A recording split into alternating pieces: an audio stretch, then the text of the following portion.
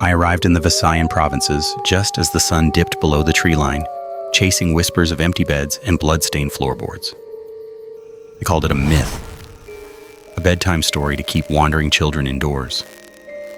But the scratch marks I found on the bamboo stilts beneath this decaying house were very, very real.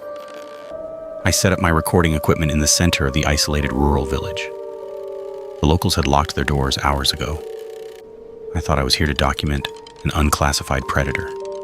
I thought I was the one doing the hunting. The air grew unnaturally heavy. A freezing cold atmosphere settled over the damp soil. Then I smelled it, the sickly sweet scent of night-blooming jasmine, exactly as the archive files described. It's a biological camouflage. When you smell it, she is already close. I raised my lantern, the beam cutting through the thick rolling mist. A soft sound echoed from the canopy. Tick, tick, tick. Like fingernails tapping against a hollow wooden drum. I checked my compass. The needle was spinning frantically. The tapping grew louder, circling me, moving from rooftop to rooftop without ever touching the ground. Suddenly, a massive, elongated shadow cast over the clay path in front of me, warping unnaturally against the light. It wasn't a normal shadow, it lacked a lower half. A visceral panic set in. I wasn't the hunter. I had walked right into a feeding ground. I backed into a desolate, empty alleyway between two stilted houses.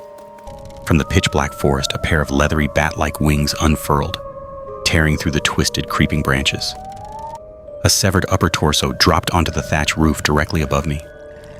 A tangle of stitched, exposed intestines dangled over the edge.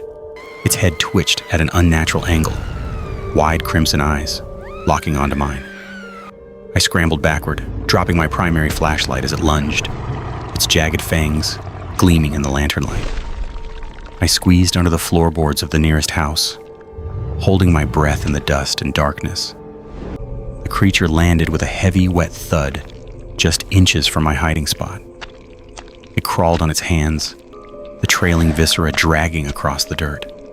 It paused, sniffing the very floorboards I clung to. Then, a distant rooster crowed, the first sign of dawn. The creature shrieked, a sound of tearing fabric and rage, and launched itself back into the fading night. I survived this encounter, but the tape recorder I left outside, it recorded something else. Before taking flight, it picked up the microphone. A raspy, guttural voice whispered my exact name into the archive tape. It knows who I am.